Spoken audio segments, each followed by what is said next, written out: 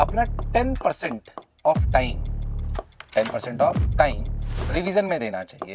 एक बात अपन अच्छे से समझें। पहली बात, कितना टाइम हमें रिवीजन में देना चाहिए? 10% टाइम। मैं तो कह रहा हूं तुम फिर 10 घंटे पढ़ रहे हो, यानी कि 200 डिवाइडेड बाई 10 पर डे, यानी कि तुम्हारा कितना दिन, यानी कि तुम्हारे करीब करीब 20 डेज किस में जाएंगे? किस में जाएंगे? रिवीजन में जाने चाहिए। अमूमन बच्चे कई बार क्या करते हैं कि टेस्ट के पहले भी रिवाइज करते हैं, बट फिर भी मैं कहता हूं एक बार चैप्टर पढ़ते जाओ, टेस्ट के पहले सिर्फ शॉर्ट नोट रिवाइज करिए।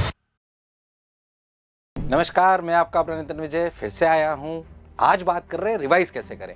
जिस भी सेशन को लेते हैं उसमें बच्चे का प्रश्न होता है सर रिवाइज कैसे करें, और ये बहुत इंपॉर्टेंट सवाल भी है, क्योंकि हमने सब पढ़ तो लिया, सब कुछ कर तो लिया, पर अगर हमने उसे ढंग से रिवाइज नहीं करा तो हम उसे रिटेन नहीं कर पाएंगे। यानी कि रिवाइज करने की सही साइंस क्या होनी चाहिए, उसमें कैसी मैथ्स लगानी चाहिए। सर रिवाइज करने में भी साइंस और मैथ्स? हाँ है, बिल्कुल है, क्योंकि हम साइंस बेस्ड कॉम्पिटिटिव एग्जामिनेशन की बात है। तो क्या साइकोलॉजी होनी चाहिए, क्या साइंस होनी चाहिए, कैसे उसमें गणित करके अपने को समझना चाहिए कि कितना समय हमें देना चाहिए।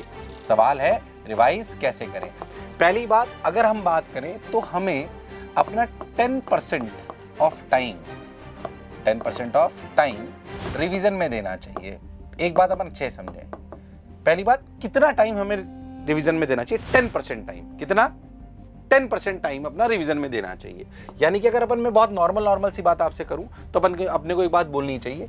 अगर अपन यूं देखें तो करीब 300 के आसपास दिन होते हैं ये, ठीक है, पर इसमें से मान लेते हैं कि अपन कितने दिन, कम से कम 200 से 250 दिन तो अपन पढ़े होंगे। हाँ बिल्कुल पढ़े होंगे। तो मैं मान के चलता हूँ एक एवरेज बच्चा 200 दिन पढ़ता है, लगभग 10 घंटे। जाहिर सी बात है, कॉम्पिटिटिव एग्जामिनेशन की बात कर रहे हो तो इससे कम की कोई बात नहीं है। तो 200 × 10। पहली बात बता दूं, वीडियो काम का होने वाला है, कोई इसमें सही शब्दों में बोले तो फालतू की बात नहीं है, काम की बात है और लॉजिकल बात है, समझ में आएगी। 200 × 10 क्या 2000 घंटे कम से कम एक एवरेज बच्चा पढ़ता है। ये पढ़ना भी चाहिए। तो ज्यादा पढ़ता है, जाहिर सी बात है उसे ज्यादा सवाल करेगा तो उसे रिवाइज भी ज्यादा करना पड़ेगा, या आपको याद रखना है। इस 2000 घंटे में, जो मैं आपको पहले भी बता चुका हूं कि आपको इस 2000 घंटे में कम से भी कम 1000 से 1100 घंटे आपकी थ्योरी में जाने चाहिए, बाकी सवालों में जाने चाहिए। कई बच्चों के ज्यादा जाते हैं। दिस इंक्लूड्स ये जो 10 घंटे हम मान रहे हैं क्लासेस को मिलाकर भी एवरेज है। वैसे जनरली हम 12-13 घंटे बोलते हैं, फिर भी मैंने ये माना है। और बाकी जो बच्चे आपके 900 से 1000 घंटे किसमें जाने चाहिए? सवाल में। चलिए अब इस बात को ऐसा समझते हैं कि अगर हम 2000 घंटे पढ़े, कितने पढ़े? 2000 घंटे अगर हमने पढ़ाई करी तो रिवीजन करने के लिए कम से भी कम हमें कितने घंटे? 10% ऑफ टाइम। 2000 का 10% कितना होगा? लिख के बताओ। 0.1 से मल्टीप्लाई कर दीजिए, आप सब लोग जानते हो। 200 घंटे। कितने? 200 आवर्स हमें रिवाइज करना चाहिए। मैं तो कह रहा हूं तुम फिर 10 घंटे पढ़ रहे हो, यानी कि 200 डिवाइडेड बाई 10 पर डे, यानी कि तुम्हारा कितना दिन, यानी कि तुम्हारे करीब करीब 20 डेज किस में जाएंगे? किस में जाएंगे? रिवीजन में जाने चाहिए। 20 डेज किस में जाने चाहिए? रिवीजन के। कब? जब मैं क्या मान रहा हूं। अगर आपका टाइम इससे कम या ज्यादा है, कोर्स अलग अलग है, मैंने एक अजम्पशन लेके एग्जांपल लिया है कि 10 महीने आप पढ़ते हो, उसमें से 200 दिन आप इफेक्टिवली पढ़ते हो, यानी कि 2000 घंटे पढ़ते हो लगभग। तो इसमें आपको सोचो 10 महीने में तो 300 दिन है, 200 दिन अपन पढ़े 10 घंटे के हिसाब से, 20 दिन और जोड़ ली। मैं तो कह रहा हूं 30 दिन जोड़ लो। 230 दिन ही हुए, 50, 60, 70 दिन हमने मान लिया, आपने टेस्ट दिया, कुछ आपके खराब हो गए, कुछ हो गए, तब भी ये स्ट्रक्चर्ड तरीका है। बिल्कुल सोचिए, जनरली हम ये 12 से 14 घंटे बोलते हैं, थोड़ा सा ये 20 डेज से 30 डेज का टाइम आएगा रिवीजन का।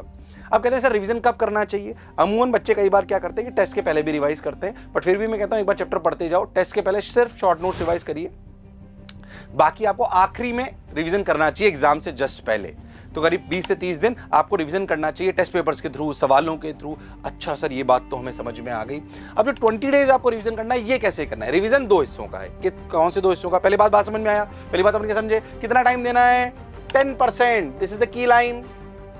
न इससे कम न इससे ज्यादा। इससे कम दोगे तो छूट जाएगा, और इससे ज्यादा दोगे तो पढ़ना ही छूट जाएगा, है कि नहीं? ऐसे नहीं कि चैप्टर को 20 बार पढ़ लिया और बाकी छोड़ दिए, तो वो भी नहीं बात बनेगी ना। ऐसे रिवीजन का क्या फायदा?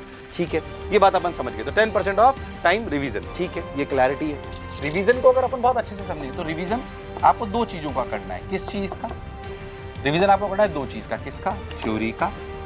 ओके सर, थ्योरी का रिवीजन करना है। और किसका रिवीजन करना चाहिए? क्वेश्चन का। एक तो कई बार बच्चों को ऐसा लगता है, क्योंकि वो बोर्ड की तैयारी करके आते हैं, कि रिवीजन तो सिर्फ थ्योरी का करना है जो सर ने नोट्स में लिखा है था। नहीं, अगर आप कॉम्पिटिटिव एग्जामिनेशन की तैयारी कर रहे हो तो लॉजिकल बात है कि आपको रिवीजन कैसा करना चाहिए? सवालों के थ्रू, क्वेश्चंस के थ्रू रिवीजन करिए, स्टार मार्क करके। रिवीजन की philosophy, revision must be through what? Questions. बार बार कहता हूं, बार बार कहता हूं आपके एग्जामिनेशन में सवाल आएंगे, थ्योरी नहीं। थ्योरी इनेबलर है जो सवाल को करने में मदद करती है, इसलिए वो भी करना है, बट ज्यादा किस पे फोकस करना है? क्वेश्चंस पे। हाँ सर, आएंगे तो एग्जाम में सवाल ना, बोर्ड की तरह मत पढ़िए कि जो टीचर ने लिखा है था वही अपन रिवाइज कर रहे हैं, अपन बुक को पूरा पूरा रट रहे हैं। नहीं, ये एग्जामिनेशन है साइंस बेस्ड कॉम्पिटिटिव एग्जामिनेशन, इनमें सवाल आते हैं। अगर सवाल आते हैं तो आपको सवाल के थ्रू ही रिवाइज करना चाहिए, क्योंकि सवाल आपको अपने आप रिवाइज करा देंगे कि आप कौन सी थ्योरी याद है और कौन सी थ्योरी भूल गए हो। फिर भी थोड़ा टाइम अपने को रिवीजन का थ्योरी में देना चाहिए।